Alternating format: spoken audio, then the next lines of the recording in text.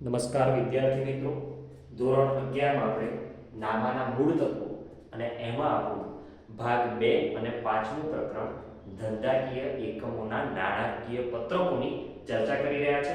એમાં આપણે દાખલા નંબર 6 અને દાખલા નંબર 7 વ્યવસ્થિત રીતે ગણીને મળ્યા છે. આજે દાખલા નંબર 8 વિશેષ દાખલો ગણવાનો છે, કેમ કે એમાં થોડા વેરાયટી વાળા હવાલા આપવામાં આવ્યા છે.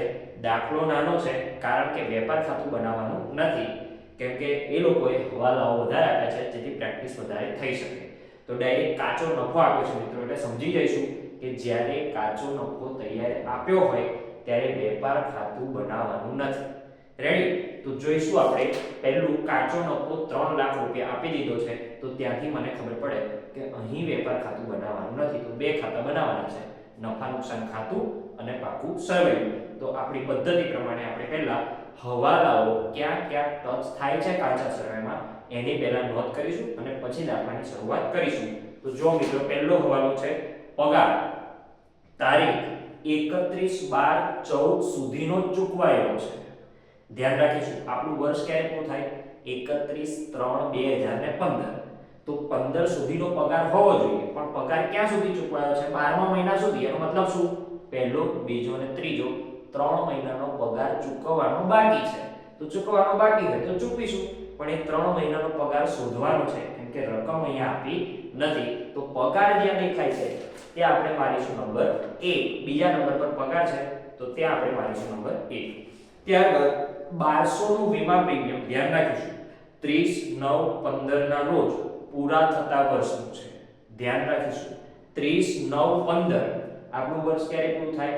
31/3/15. અને આ 30/9/15 જેનો મતલબ શું? ચોથો, પાંચમો, છઠ્ઠો, સાતમો, આઠમો, નવમો 6 મહિનાનું એડવાન્સ ચૂકવ્યું છે 1200 રૂપિયા પર. તો વીમા પ્રીમિયમ જ્યાં છે ત્યાં આપણે મારીશું નંબર 2. ત્યારબાદ 2000 કમિશન મળવાનું બાકી છે. તો કમિશન પાછળની તરફ છે, બેંક ઓવરડ્રાફ્ટની નીચે, તો ત્યાં આપણે મારીશું નંબર 3. ત્યારબાદ મૂડી ઉપર 10% અને ઉપાડ પર 12% વ્યાજ આપવાનું છે. તો મૂડી અને ઉપાડ જ્યાં છે ત્યાં આપણે મારીશું નંબર 4. ત્યારબાદ ફર્નિચર પર 5%, મકાન પર 10% અને મોટર કાર પર 20% ઘસારો ગણો. તો નંબર 5 મારીશું. ફર્નિચર, મકાન અને મોટર કાર જોડે જ છે વ્યાજની નીચે, તો ત્યાં મારીશું નંબર 5. ત્યારબાદ 20000 ના દેવાદારોમાંથી 50% રકમ ગાલખાત તરીકે માંડી વાળવાની છે. તો દેવાદારો જ્યાં છે ત્યાં મારીશું નંબર 6. ત્યારબાદ 5% ગાલખાત અનામતની જોગવાઈ કરો. તો દેવાદારો પર જ થાય, એટલે દેવાદારો પર મારીશું નંબર 7. ત્યારબાદ 8મો હવાલો 2% દેવાદાર વટાવ અનામત રાખો. તો એ પણ દેવાદારોને લગતો જ હવાલો છે, તો દેવાદાર પર ફરીથી મારીશું નંબર 8. ત્યારબાદ સામાન્ય અનામત ખાતે 10000 લઈ લેવાના છે. તો અંદર જો સામાન્ય અનામત આપી છે છેલ્લેથી બીજું, તો સામાન્ય અનામત જ્યાં છે ત્યાં મારીશું નંબર 9. તો હવે આપણે દાખલાની શરૂઆત કરીશું. ધ્યાન રાખીશું મિત્રો, ફોર્મેટ જેટલા તૈયાર હશે એટલો દાખલો તમને જોરદાર આવડશે. તો પહેલું ખાસ કાચો નફો આપ્યો છે, જમા બાકી છે, એની જમા બાકી જ હોય હંમેશા. તો નફા નુકસાન ખાતાની જમા બાજુ કાચો નફો ક્યાંથી લાયા મિત્રો? તો વેપાર ખાતે 3 લાખ રૂપિયા. 3 લાખ આપણે લખીશું. ત્યારબાદ વાંચીશું મિત્રો પગાર ખાસ, અને પગારમાં બીજા નંબર પર પહેલા નંબરનો હવાલો પણ છે. તો પગાર 54000 છે. ક્યાં આવશે પગાર? નફા નુકસાન ખાતાની ઉધાર બાજુ વહીવટી ખર્ચામાં. તો પગાર અહીંયા લખીશું. ધ્યાન રાખીશું મિત્રો, પગાર આપ્યો છે 54000 રૂપિયા. પણ આ 54000 છે એ 12મા મહિના સુધીનો જ છે. એનો મતલબ શું? 31/3 પૂરું થાય આપણું વર્ષ, પણ ચાલુ ક્યારે થાય? 1/4. તો ચોથો મહિનો, પાંચમો મહિનો, છઠ્ઠો મહિનો, સાતમો, આઠમો, નવમો, 10મો, 11મો, 12મો. કેટલા મહિનાનો પગાર ચૂકવ્યો છે? 9 મહિના. તો હજુ કેટલા મહિનાનો ચૂકવવાનો બાકી? 3 મહિના. તો હવે અહીંયા ખાસ આવી રીતે લખીશું તો ચૂકવવાનો બાકી પગાર. ગણતરી આ રીતે થશે. ધ્યાન, 54000 9 મહિનાનો ચૂકવાઈ ગયો છે, એટલે ભાગ્યા 9 કરીશું એટલે 1 મહિનાનો મળી જશે. 9 × 54 6000 રૂપિયા. ચૂકવવાનું બાકી કેટલું? એટલે 6 × 3 કરીશું એટલે 6 તરી 18000 રૂપિયા આવશે. રેડી? તો આ રીતે મિત્રો ગણતરી કરવાની હોય છે. 54000 ભાગ્યા 9 કરીશું એટલે 1 મહિનાનો મળશે 6000 રૂપિયા 3 મહિનાનો ચૂકવવાનો બાકી છે એટલે 6 તરી 18000 રૂપિયા ચૂકવવાનો બાકી છે અને ખબર છે કે હવાલાની કેટલી અસર થાય 2 તો ચૂકવવાનો બાકી એક પગારમાં તો બીજો ક્યાં આવે પાકા સરવાળામાં મૂડી દેવામાં ચાલુ દેવામાં છે તો અહીંયા ચાલુ દેવા ચૂકવવાનો બાકી પગાર 18000 રૂપિયા તૈયારીમાં મિત્રો નોંધ કરી દઈશું હવાલાની ને તો પાછળથી ભૂલી જવાશે તો દાખલો ખોટો પડશે ત્યારબાદ સામાન્ય ખર્ચા તેમાં કોઈ હવાલો નથી નફા નુકસાન ખાતાની ઉધાર બાજુ વહીવટી ખર્ચમાં સામાન્ય ખર્ચા આપ્યા છે મિત્રો 6600 રૂપિયા તો આપણે 6600 લખીશું ત્યારબાદ કરવેરા અને વીમો તો એની ઉપર હવાલો છે વાંચો કે 1200 રૂપિયાનું વીમા પ્રીમિયમ તારીખ 30/9/15 ના રોજ પૂરા થતા વર્ષનું છે એનો મતલબ શું 31/3 તો આપણું વર્ષ પૂરું થઈ ગયું ત્યાં સુધીના હિસાબો નોંધવાના હોય પણ 30/9/15 એટલે કે એ ચોથો પાંચમો છઠ્ઠો સાતમો આઠમો નવમો 6 મહિનાનું એડવાન્સ છે એટલે અગાઉથી ચૂકવેલું વીમા પ્રીમિયમ તો અહીંયા કરવેરા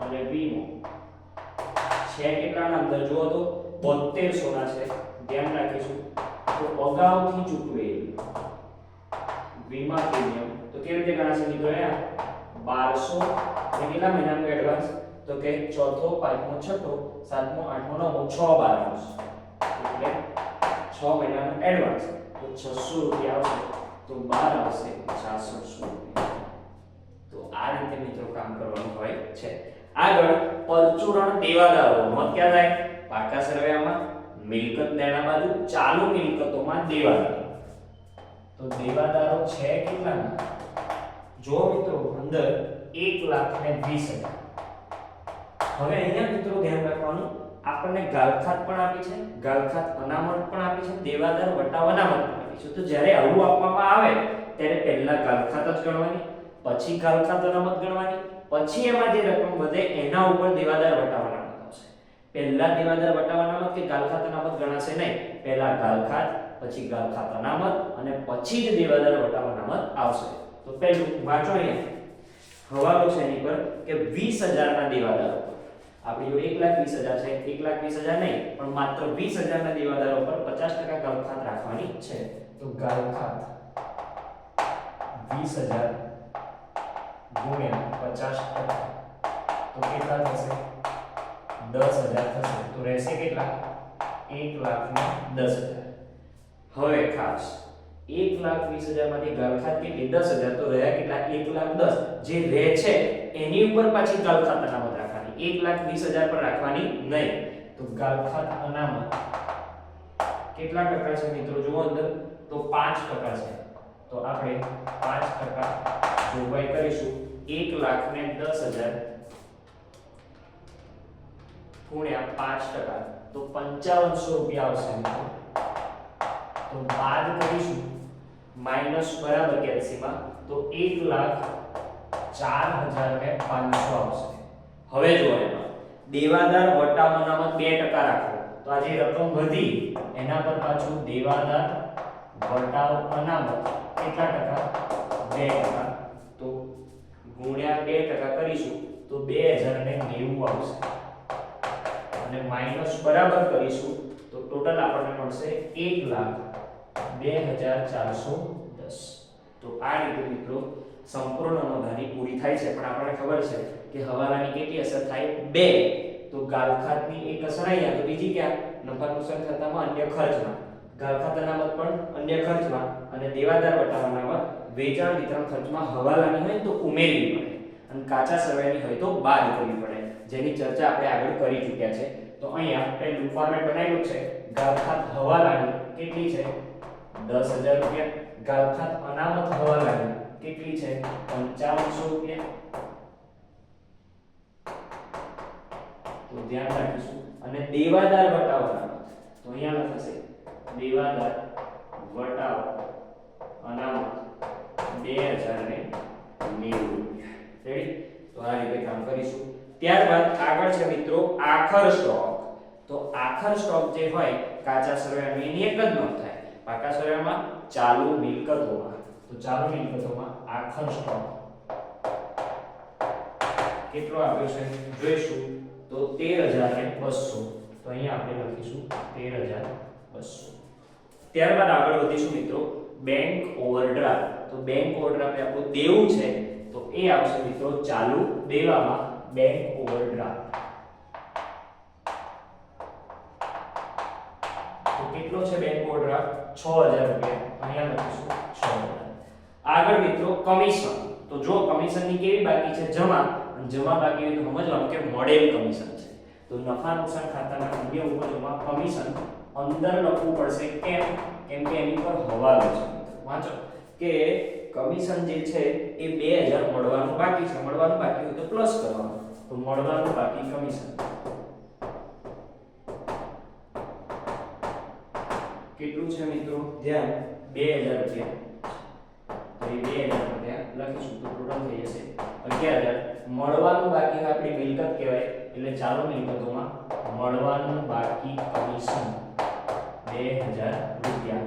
અહીંયા મિત્રો ખાસ ચૂકવવાનું બાકી પગારની બીજી નોંધ થઈ ગઈ, પણ વીમા પ્રીમિયમ અગાઉથી ચૂકવેલું છે એની નોંધ કરવાની રહી ગઈ છે તે આપણે કરી દઈએ. અગાઉથી ચૂકવેલ આપણી મિલકત છે તો અગાઉથી ચૂકવેલ વીમા પ્રીમિયમ તો કેટલું છે? 600 રૂપિયા. એ પણ અહીંયા આવશે. તો આ રીતે આપણે બધી નોંધો કરતા જ જઈશું. ત્યારબાદ આગળ મિત્રો જાહેરાત ખર્ચ. તો જાહેરાત ખર્ચ એ વેચાણ વિતરણ ખર્ચ છે એટલે જાહેરાત ખર્ચ વેચાણ વિતરણમાં આવશે. જાહેરાત ખર્ચ એની પર કોઈ હવાલો નથી એટલે જैसे थे 9,000 રૂપિયા. 9,000 રૂપિયા. આગળ વ્યાજ આપ્યું છે, ઉધાર બાકી છે એટલે ચૂકવેલું વ્યાજ છે. તેની પર કોઈ હવાલો છે નહીં. તો ચૂકવેલ વ્યાજ. તો વ્યાજ જે છે નાણાકીય ખર્ચમાં ચૂકવેલ વ્યાજ કેટલા રૂપિયા છે જોઈશું. 3,000 રૂપિયા છે. તો અહીંયા આપણે લખીશું 3,000. આગળ મિત્રો ફર્નિચર આપ્યું છે. બિનચાલુ મિલકતોમાં કાયમી મિલકત અને એમાં દ્રશ્ય ફર્નિચર. તો અહીંયા લખીશું ફર્નિચર. પરંતુ એની પર હવાલો છે 48,000 રૂપિયા ફર્નિચર. એની પર ઘસારો ગણવાનો છે. જો મિત્રો ઘસારો ફર્નિચર પર છે 5%. તો 48,000 ના 5% તો આવશે 2,400 રૂપિયા. માઈનસ બરાબર કરીને 12 લખીશું 45,600 રૂપિયા. આગળ છે મિત્રો મકાન 1,80,000. તો મકાન છે 1,80,000. એની ઉપર ઘસારો ગણવાનો છે. તો ઘસારો છે 10%. અહીંયા આપણે 10% 18,000 રૂપિયા થશે. રેડી?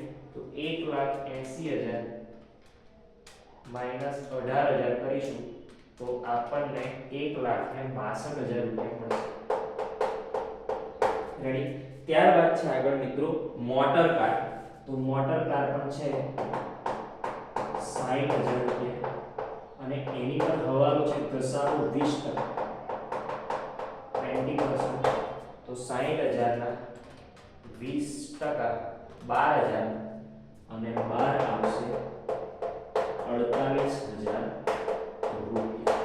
તો આ રીતે આની નોંધ કરીશું. હવે ઘસારો અહીંયા બાદ થાય તો બીજો નફા નુકસાન ખાતાના અન્ય ખર્ચમાં પણ લખવો પડે. તો ઘસારો ટાઇટલ મારી દઈશું ઘસારો. એમાં ફર્નિચર, મકાન અને મોટર કાર. તો બોલો ફર્નિચર નો કેટલો છે 2,400 રૂપિયા. ત્યારબાદ મકાનનો કેટલો છે 18,000 રૂપિયા. ત્યારબાદ 12,000 રૂપિયા મોટર કારનો. તો 12,000 અહીંયા લખીશું. ત્યારબાદ આગળ મિત્રો ખાસ મકાન મોટર કાર પૂરું મૂડી આપી છે. તો મૂડીની કેવી બાકી હોય? જમા 1,42,800. તો 1,42,800 આપી છે. હવે એની પર વ્યાજ ગણવાનું કીધું છે. જો 10% ચોથો હવાલો. તો મૂડી પર વ્યાજ 14,280 થશે. રેડી? એક મૂડી પર વ્યાજ અહીંયા તો આપણને ખબર છે કે નાણાકીય ખર્ચમાં ખર્ચો છે મૂડી પર વ્યાજ આપ્યું તો નાણાકીય ખર્ચમાં મૂડી પર વ્યાજ 14,280.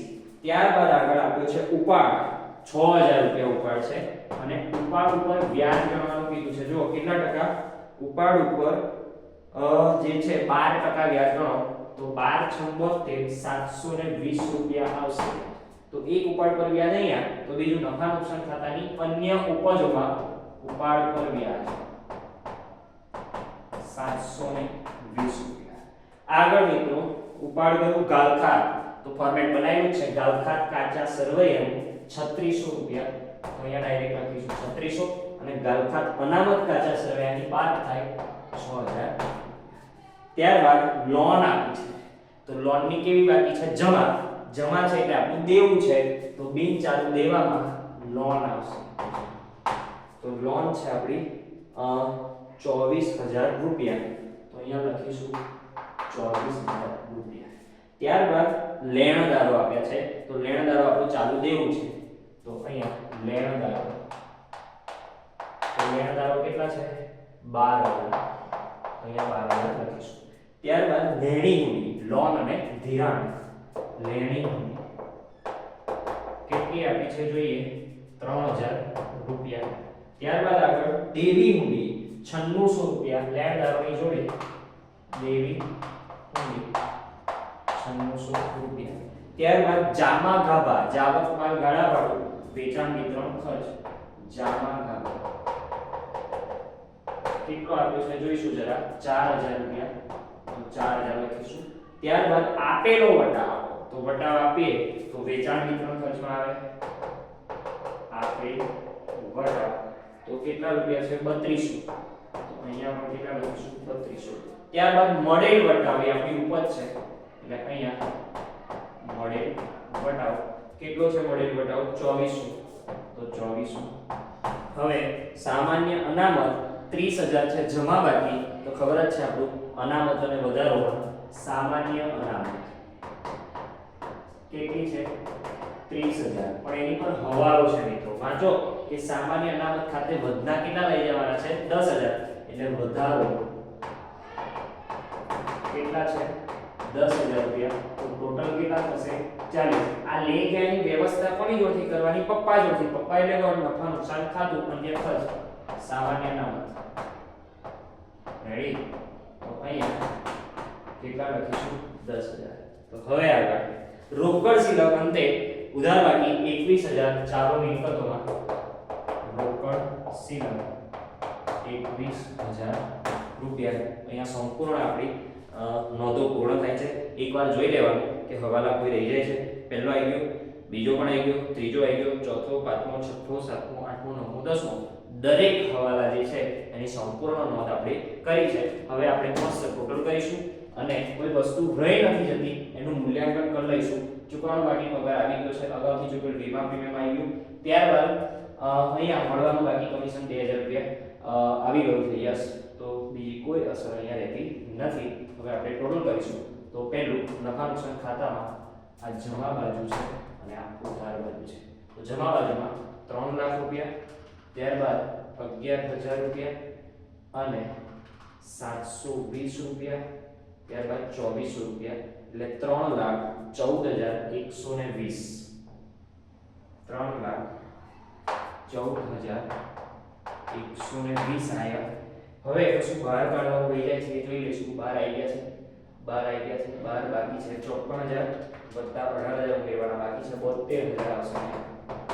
72,000 બસ, બીજું કાંઈ છે નહીં. આ ગાલખાત છે 3600, પછી 10,000, પછી 5500 માઈનસ 6000 એટલે 13,100 અહીંયા આવશે. 13,100 અહીંયા લખીશું.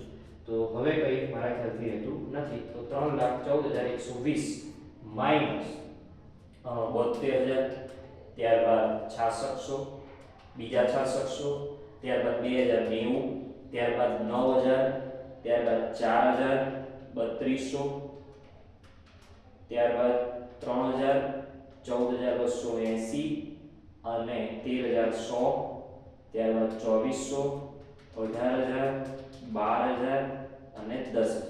તો 1,37,850 જમા બાકી છે. એટલે આને કહેવાય મિત્રો ચોખ્ખો નફો. કેવો નફો? ચોખ્ખો નફો. અને ક્યાં લઈ જવાનો? મૂડી ખાતે. તો ચોખ્ખો નફો મૂડીમાં એડ થાય. અહીંયા લખી દઈશું 3,14,120. 3,14,120. તો ચોખ્ખો નફો અહીંયા 1,37,850 બહાર લખીશું આપણે બધું તો 1,42,800 એમાં મૂડી પર વ્યાજ 14,280 ઉમેરવાનું ત્યારબાદ ચોખ્ખો નફો 1,850 પણ ઉમેરવાનો ત્યારબાદ 6,000 ઉપાડ બાદ કરીશું અને 720 વ્યાજ પણ બાદ કરીશું એટલે 2,88,210 2,88,210 પૂરું થાય છે જોઈ લઈએ કશું બહાર લાવવાનું રહેતું હોય તો લાવી દઈશું આ લોકોને પણ લાવી દીધા દિવાલદારોને કઈ રહેતું નથી તો હવે બંને બાજુ આપણે ટોટલ કરીશું સેમ થવું જોઈએ 2,88,210 ત્યારબાદ આગળ 40,000 ત્યારબાદ 24,000 ત્યારબાદ 18,000 ત્યારબાદ 6,000 ત્યારબાદ 12,000 ત્યારબાદ 9600 તો 3,57,810 થાય છે તો 3,57,810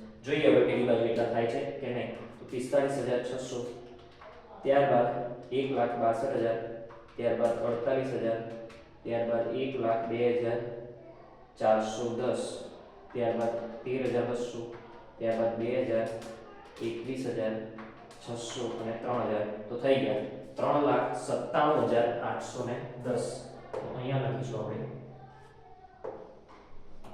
3,57,810 57,810 તો અહીંયા આપણે એ રીતનું થોડી જગ્યા વધારી દઈશું 3,57,810 તો આ રીતે મિત્રો કામ કરવાનું હોય છે સો ઈઝી દાખલા છે પણ ક્યારે ફોર્મેટ આવડે ત્યારે રેડી બાકી 11 માર્કનો છે દાખલો એટલે વેરાયટી તો હોવાની જ છે પણ જો આપણે બધી વાતો વ્યવસ્થિત ભણેલા હોઈશું બધી વાતો આપણા મગજમાં ક્લિયર હશે તો આપણને આ દાખલા આવશે બરાબર તો મળીએ છે આગળ પણ દાખલા બધા ગણવાના છે તો આજે આપણે જ રાખીએ છીએ જય હિન્દ જય ભારત